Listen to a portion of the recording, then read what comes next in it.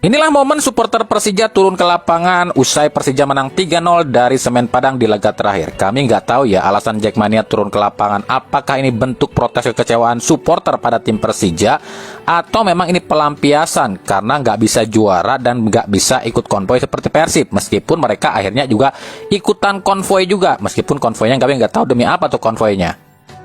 Ya kami tahu, para Jackmania ini kecewa karena udah berapa tahun ya mereka nggak juara-juara. Tapi udahlah ya, tenanglah, musim depan kalian juaranya. Tapi memang kalau kami perhatikan, ada beberapa hal yang bikin Persija ini sulit juara dari tahun 2019. Meskipun kalau kata sebagian supporter Persija, ini mah juara Persib karena dibantu ini itu aja. Ada beberapa hal yang kata Jackmania, juaranya Persib itu karena dibantu.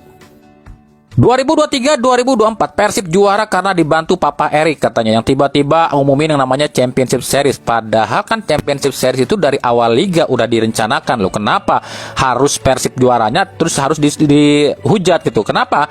Apakah ketika bukan Persib yang juara Championship Series kalian akan ngomong kayak gitu? Kan ini kan sebuah alasan dan tuduhan yang nggak masuk akal.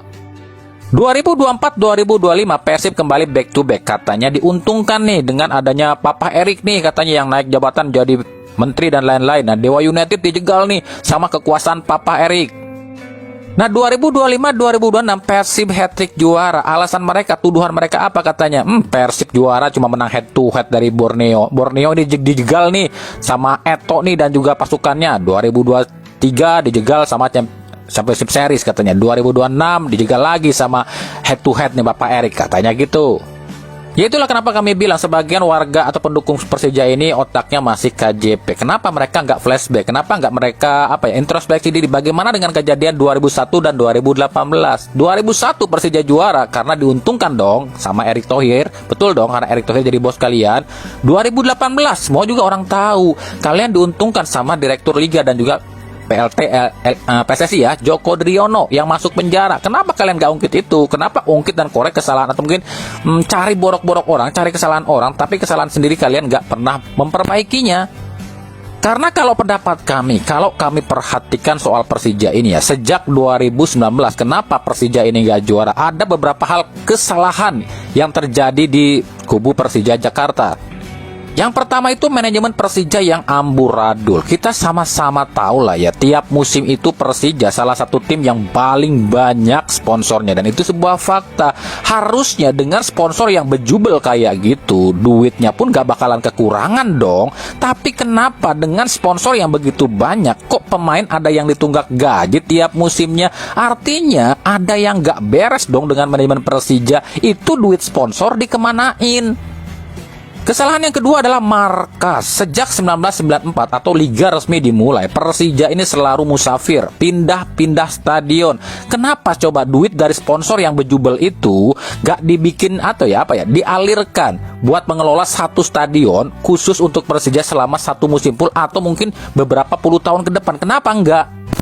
Kalau alasannya itu kan karena Pemprov Jakarta terlalu rakus, mereka mah nggak mau ngizinin Persija kelola satu stadion full, satu musim full katanya. Oke, kalau itu alasannya. Tapi dengan riwayat penonton yang selalu terbanyak hampir tiap musimnya, artinya duit dari pemasukan tiket dan penonton sejak 2019 bisa dong buat bangun stadion pribadi. Maksudnya, kenapa Persija nggak beli tanah pribadi, bikin stadion pribadi? Kan mungkin kalau sewa nggak diizinin Pemprov, kan bikin aja sendiri. Tapi manajemennya selalu ya ngasih ngoper-ngoper hal yang lain, ngutak-ngutik hal yang lain, nggak fokus ke situ. Yang ketiga, pelatih. Kalau kami mencatat sejak 2019 ada beberapa pelatih yang bagus yang masuk ke Persija, tapi lagi-lagi pelatih bagus ini selalu berakhir dengan cekcok dengan manajemen. Contoh nyata adalah Thomas Doll. Ini pelatih yang bagus kalau buat kami, tapi kan akhirnya keluar juga karena cekcok dengan manajemen. Artinya ada yang nggak beres, lagi-lagi ada yang nggak beres dong dengan manajemen Persija. Permasalahan yang keempat, supporter. Kita tahu lah ya, supporter Persija memang katanya paling banyak, penonton terbanyak di setiap musimnya di stadion. Supporter Persija itu kebanyakannya terlalu sibuk ngurusin tim lain, ujaran kebencian, ejek, hinaan, rasisme, dan lain-lain.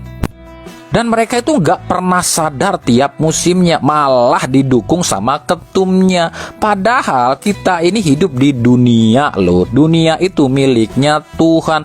Tuhan itu jelas-jelas bilang, apa yang kau tanam, itulah yang akan kau tuai. Kalau kalian sibuk ngurusin klub lain, ya klub lain yang lebih terkenal. Kalau kalian sibuk hina, hujat, rasis tim lain, maka tim kalian yang akan kena akibatnya. Sesimpel itu sebenarnya apa yang dibilang sama Tuhan. Nah, kenapa kalian nggak coba fokus ke tim kalian aja? Udahlah, nggak usah bikin ujaran kebencian, cywar ini itu. Tapi kan kalian nggak pernah sukses di klub kalian. Kenapa nggak coba kalian, Persib itu supporternya, sebagian supporternya ya, sejak 2020 itu lebih fokus ke Persib, dan akhirnya Persib juara terus. Yang kelima buat kami adalah pembelian pemain yang nggak sesuai kebutuhan. Persija itu terlalu sering ya beli pemain tapi cuma demi gengsi, tapi nggak ngelihat kebutuhan tim. Liga itu adalah sistemnya panjang, bukan turnamen ciki atau turnamen turnamen kampung kayak kalian dulu tuh yang katanya Perserikatan atau Galatama yang cuma 2-3 bulan yang diisi sama pemain-pemain PNS. Ini tuh liga itu sistemnya panjang yang butuh pemain dengan performa yang stabil. Lah kalau beli pemain dengan cuma gengsi-gengsian tapi nggak ngeliat performanya, ya inilah imbasnya, performa pemain nggak bisa stabil dalam satu musim. Nah, yang keenam ini mungkin agak cocokologi kali ya, yakni soal Maklok. Tahukah kalian Persija itu terakhir kali angkat piala itu 2021, itu di Piala Menpora. Betul apa betul? Dan itu Klok yang mempersembahkan. Tapi usai hal itu terdengar kabar Maklok dicekcok dengan manajemen Persija soal gaji dan lain-lain. Malah ada selentingan kabar katanya manajemen Persija malah menyalahkan Klok, sehingga menimbulkan opini di masyarakat, terutama di supporter Persija, seolah-olah Maklok yang salah. Makanya Maklok dijuluki Money Klok alias mata duitan. Dan ini mungkin bikin Klok gak terima. Tapi kalian gak pernah sadar dan terus-terusan sampai sekarang menghujat, mengejek Maklok. Otak KJP kalian gak pernah dipakai buat mikir, buat cari tahu siapa sebenarnya Maklok. Sekarang kita urutkan. Usai keluar dari Persija di 2021, memang Maklok gak langsung kasih juara buat Persib, tapi yang juara ada Bali United. Kenapa demikian? Karena Maklok itu dia domisilinya di Bali, KTP-nya pun KTP Bali, yang mungkin dikasih tim kampungnya dulu.